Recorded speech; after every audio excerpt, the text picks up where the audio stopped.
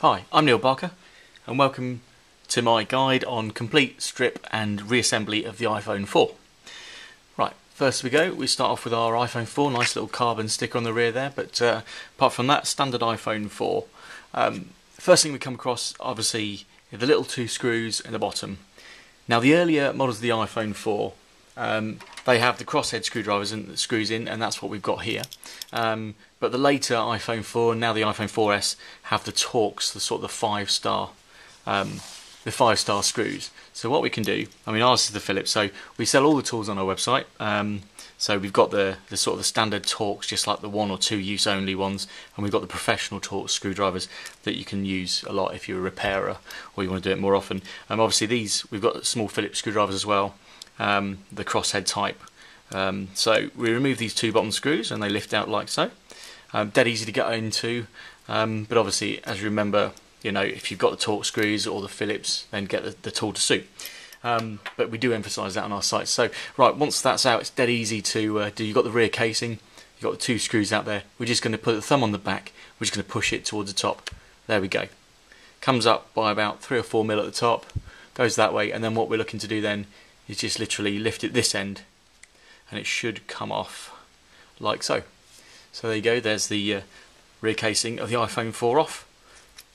There we go, it exposes the internals of the iPhone 4. Obviously it must insist that you turn the whole thing off first before you do anything else, and you run the sort of the standard anti-static requirements before you do it, because if you put your fingers in there and you've got static, you're going to damage it. So we'll put the parts to one side, but that's the rear casing off. So if you're replacing the rear casing, that's it, simple as that. You get the new rear casing, you slide it on, and then away you go. I like to use these little trays because the screws are so many different sizes that, you know, I put them in the compartments as we go, and it's so much easier.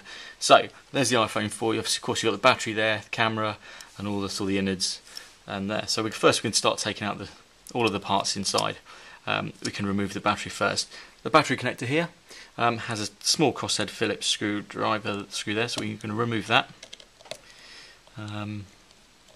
So that screw comes out like that. We're going to pop it in that compartment, and obviously the battery will come out now. So if the battery's never been out before, they're pretty tricky, and a lot of people make this error of actually tearing the battery connector off the board, we've noticed. So just really careful. You're looking to get a little non-marking tool, hook it under this little tab there. I don't know if you can see that, under the top edge there. Don't go too far in, you're just looking to just literally 1/2 mm in, and just flick the connector up and off like that. Any deeper, you're into the plastic connector on the board and you ping the connector off the board, it's going to need resoldering if you so it's a pain. So the connector comes up, and there you have this small bracket underneath, which is used to, I might have to leave that in there to remove the battery, but that's clamps between the battery connector and the board, and clamps the little aerial plug down there. It looks like it's coming off, so let's remove that. So we can remove that little device there. That puts pressure on that little connector, stops the aerial socket from pinging off. So that's the battery. It's quite tricky if you've never removed it off before. It's got a little tag here saying, you know, pull here, release the battery. Sometimes it's extremely hard, extremely well stuck down, but this has been off before, so we know that a quick pull of that'll come off. If all else fails, you get a little spudger tool. Little plastic spudger. Again, you can get all these tools from our sites, and come in one side and just sort of pry it here up this side. Just be careful not to damage the battery, because if you split the battery, then it's no good. So you're looking to lift the battery, maybe a little bit of warmth as well, but you don't want to heat the battery or the phone up too much. So battery comes out like there. Obviously, if you're replacing the battery, that's great. All you need to do then is slave the new battery in. There's little bits of sticky pads here that it'll stick down on. What I'd recommend is getting that bracket in first, push the connector on top, and then sit the battery in, and then obviously put that screw in. So that's the battery out. That leaves you the board. Now, if you're doing this full strip down, you might as well remove this because it just gets in the way on everything you're trying to do. That simply pulls off, leaves a bit of adhesive behind, so you can just push it back down. That's that out of the way. Now we're into sort of more screws. So again, all crosshead type screws. Next thing we're going to do is remove the dot connector, or at least partially, these two screws here. One very small, shallow, with a shallow sort of bevel head on, another one a little bit larger, and then this little bracket lifts off. that bracket clamps down the sort of dock connector cable, stop that from picking up. And what we can do then, we can lift that up. Again, get in the corner, just lightly touch it in there. Go too far and you're into knocking sort of pins off and chips off, and that should lift up, and then that's stuck down with a little bit of adhesive, sort of a bonding adhesive. It's a case of just literally gently running down the underside of the cable with a little plastic tool, just gently peels the adhesive off, and the cable should then literally just lift up at 90 degrees to the board, like so. Now once that's there, we can start thinking about taking the screws out for the speaker. This is the speaker assembly. Attached to it on the underside is the antenna cable. So we're going to take out these screws, put that in the corresponding little tray there, and there's one under here as well that clamps the board and the speaker down. We can pop that one off, and then we're going to remove this little aerial connector. Again, corner of the little plastic tool, not too much sort of pressure under it, but it's a case of just literally getting under there.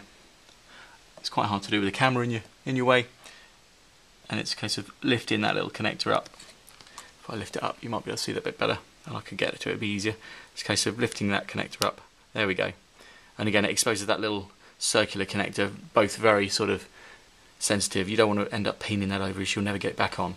So that's this assembly sort of pretty much disconnected. We can't take it out until the board's loose, so we'll carry on taking the board out. Next little thing is there's a screw on the board here, covered by a little sort of white dot, which is the water detector. So we can lift the little white dot out of the way, put it back, just sort of dab it down there. It's a bit sticky, and then we can remove that crosshead screw there. That screw comes out, we put it over there to keep it separate. And the next thing we're into is this black bracket at the top of the phone here, and there's a sort of myriad of screws here, all different sizes, to remove that. Now, some people say that's a retaining bracket, some people say that's the actual Wi-Fi antenna, and I'm inclined to agree with the fact that it's part of the Wi-Fi antenna if you look at the sort of gubbins underneath it. So we're going to pop these screws out. There's one there, there's a really long screw at the top here, so we're going to undo that. Again, these trays are brilliant, just keeping them separate. That long screw comes out with a little pair of tweezers, drops into there. Really small, really shallow screws. This one here, that comes out just to one side. You've got a screw that goes through the board there in that corner, so that comes out. That can go in that little pocket there. And then a very, very shallow screw here. Obviously, sometimes this, that's a habit, it's only through a tiny spigot glued to the board, and even undoing it you know, sort of breaks the little spigot. Sometimes it's unavoidable. There's not a lot you can do about that. Really small screw there. We can drop that in there. So this bracket is ready to be removed. It hooks, has a couple of little hooks that hook into the bracketry on the main frame there, so we can just get little tweezers, come down the hook, and you're looking to pull it down and up, and it just comes off nicely. So pull it down and up, and there's your little black bracket, Wi-Fi aerial, whatever you want to call it. It's got little clips and sort of contacts on, so that's that, and that exposes all the connectors for the screen, the headphone jack, the cable for the camera, and also the cable for the buttons and everything. So that has got that off. Next thing we're going to do is we're going to come along and we're going to remove the little vibration module. So if you're replacing the vibration module, you don't even need, you don't even need to take the bracket or the battery out. You're just looking to, you can do this with it all in, which is quite handy. Two very different size screws again. You can't get them mixed up. One very long and one very short one. They both lift out, and then with a little pair of tweezers you remove the little vibration module and then throw it across the table there. The little vibration module comes out. One thing to note is if you ever disassemble and reassemble, we've noticed that there's a little bit of clear sticky tape on the inside of this headphone jack. If that comes away, that's enough to stop the little vibrating head from moving. So if you get a vibration issue, it's always worth checking that little plastic first. And it's non-essential, so you can snip that off and it will allow it to freely. Also, if you don't centralise that properly, and it can go in at a different angle, centralise it, then sometimes the little vibration head can hit against the plastic and it won't rotate. So there we go, that's the vibration module. Next thing we're going to do, and obviously a lot of people forget about this when they try and remove the board, is the SIM card tray. We're going to remove that now.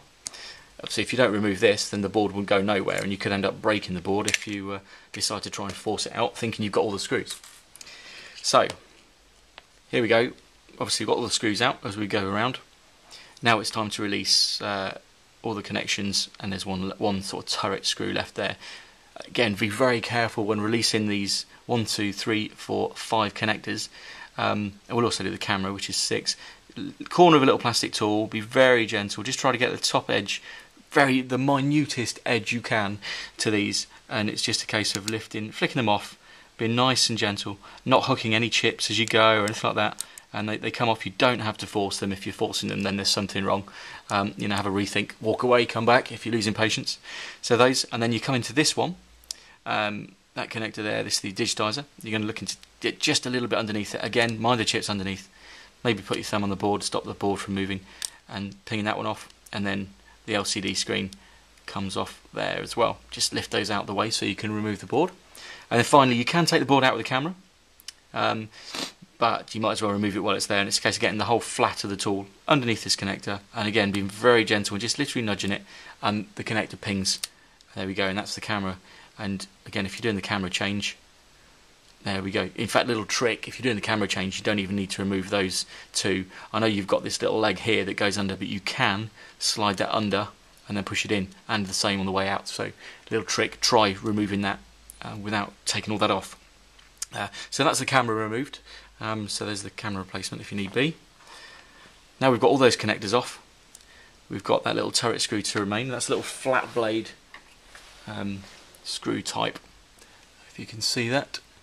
So we're going to just get in the head of the turret, spin it out, and then it should come out just like that. Now what we're left with is pretty much everything out. We've got the SIM tray out, we've got the board out, and it's all ready to go. Now as we lift the board at the bottom, it sort of comes up that way and then out. So if I can show you that, lift the board up a little bit, minding this cable, minding the little aerial cable as well. Lift the board up at the bottom, use your finger there, sort of your index finger, just to pull these connectors back, make sure you don't catch anything, and the board comes away like so.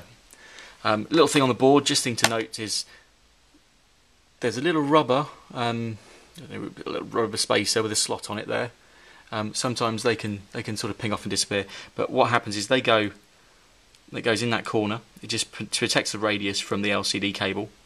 But it's not stuck down. It just sits there, and it has a little flat, and the flat goes on the inside because it's not, it's thicker one side underneath than it is the other. And that's the board out. So obviously to replace the logic board, there you have it. We can put that to one side now. We make sure that cable's out of the way for the board. Everything's pushed down there, and in comes the main board. Again, the thing I said earlier was make sure that little rubber space is in place, pushed up against that corner with the flat on the inside. First thing we're going to come in from the top, down there, but it's quite tricky, it's quite fiddly, so we're going to pull these cables out of the way there, push those LCD cables out of the way, and we're going to come in this end from the board into here. There's like a little cutout that it sits in. Not only that, but this edge here is a cutout that it slides into in there. And of course the board then sits down. Also, as you do that, as you get stuck in there, you've got a tiny this little bracket on the board here that's stopping the board from sitting down, so it's a case of gently getting something in just to tweak that out of the way, making sure all the connectors are out of the way. You just need your eyes in 1,000,001 different places. Once again, like I say with every guide we do, is if you've got to force it, then there's something wrong. If it's not sitting down properly, then yeah, you've got something that's awry. So just take it out, have a look, try again. If it really isn't happening, then sort of go and have a cup of tea, cup of coffee, take a short break, deep breath. Don't force it, because if you force it and you break it, then you might as well throw it all in the bin. It's trying to find that slot at the top. There we go. So that went into that slot there. It's clear of that bracket and these cables. It's underneath this little bit here, which we need to be, and it's sitting down nicely. And obviously, in what we've done, all these clips have sprung up again. So it's a case of just getting something in there just to push those clips down again. Push that speaker in. So there's the board. It doesn't feel springy. If it feels springy, there's normally something behind it, and you need to sort of take it all out and try again. So there's the board home. We're going to put a little screw in that corner now to stop this from all popping up again.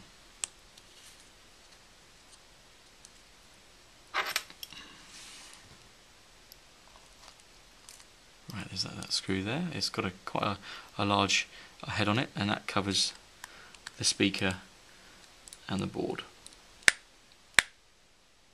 Right, there we go.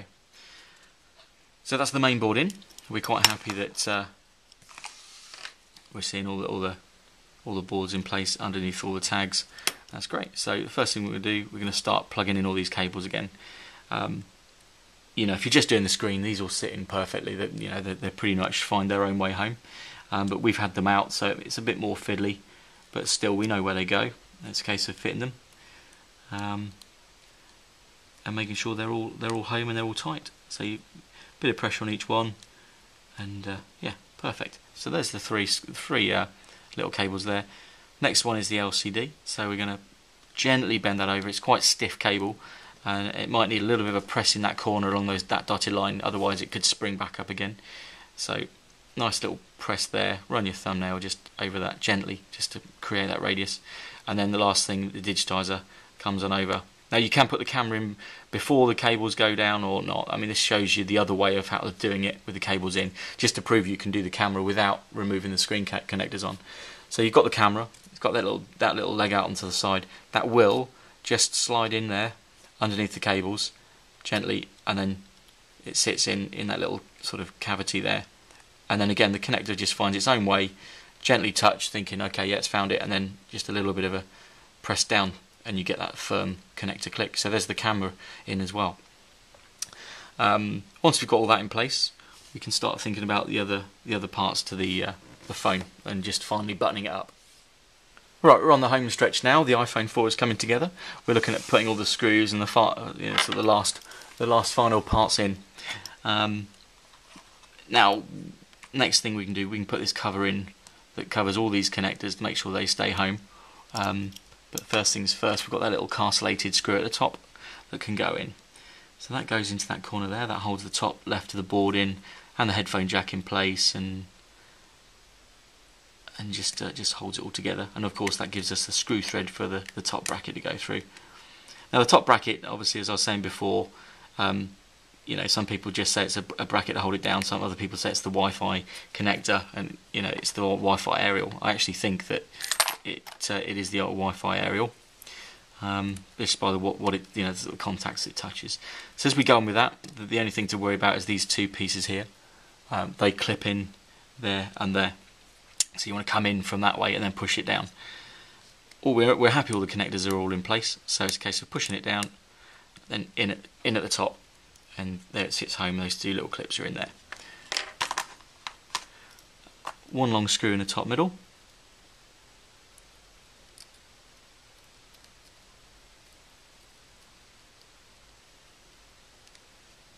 Obviously, with my guides, they're quite lengthy. I try not to cut so that you see all the ins and outs of it.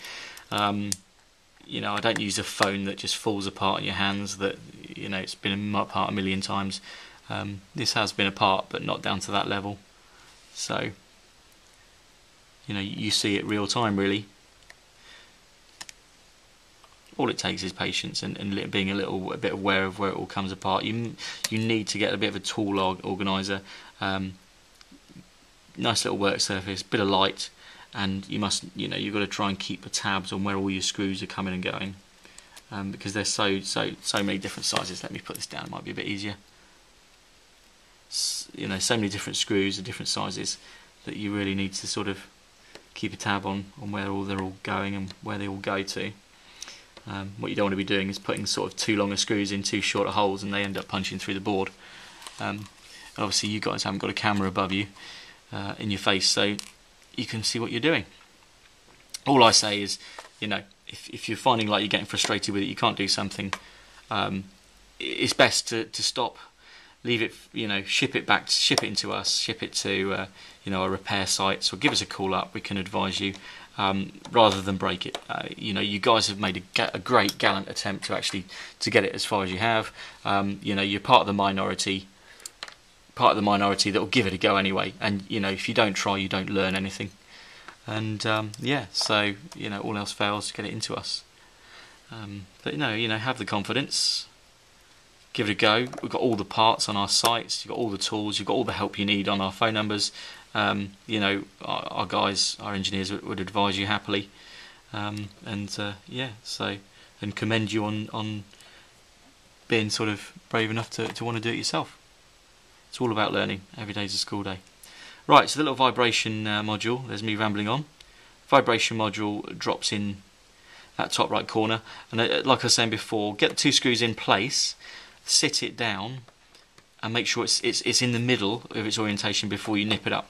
The only reason I say that is because if it's tipped to one side, you can get that little rotating head sometimes hits against there and it just won't vibrate. It won't do anything. So we've got the Wi-Fi cable in there, all the different screws, the little vibration module.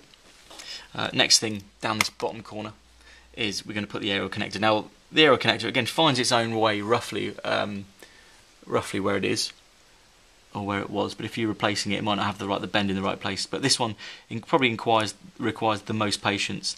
I will make it look easy, but I promise you it's not. Whatever you do not force it home, because if you do, it's such a delicate connector that you can peen the edge over on either part, and it just, again, I say it a lot, but world of pain. Need a little bit of a kink in that connector, make it a little bit shorter, and sit it on there. And again, I don't want to cut from this because I want to show you real time what it takes, but these connectors can be sometimes a little bit perilous.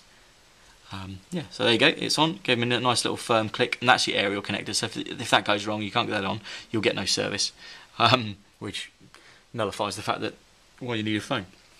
So that's in there.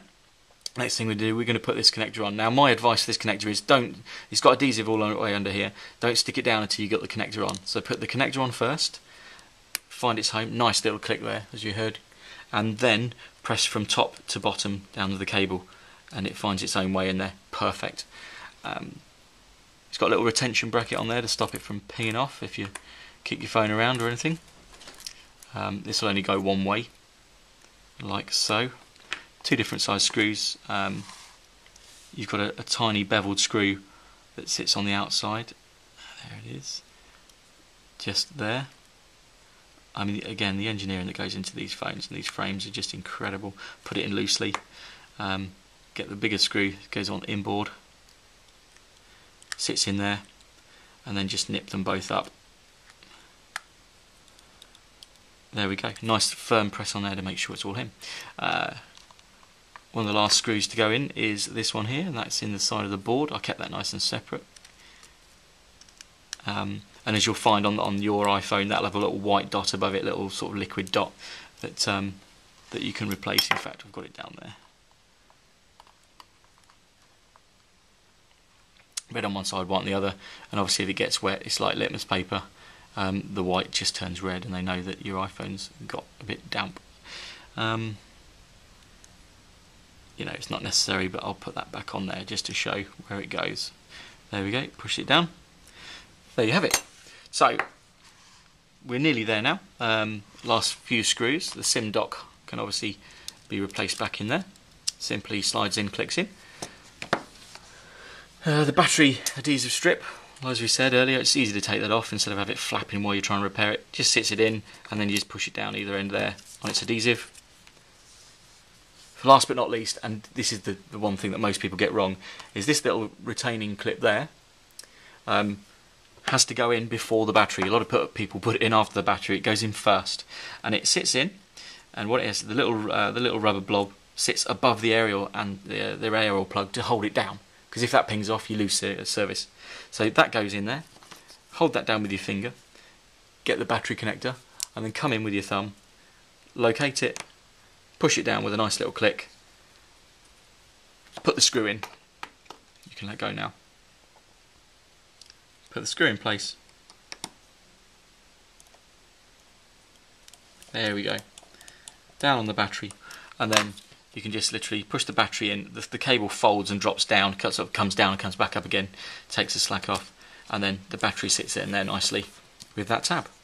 last but not least, obviously we've got our rear casing. It's just worth giving it a rub. And like I said, when you repair these, when you fit your new casings or your new covers, your new screens, always check on the sort of the back and the front for any clear. They'll tend to be a clear patch over there to stop, like a dust-free cover on the back of the lens as well as the front of the lens, and there'll probably be a clear cover that goes over this little graphite strip as well. Okay, peel all that off, as well as obviously on the other side.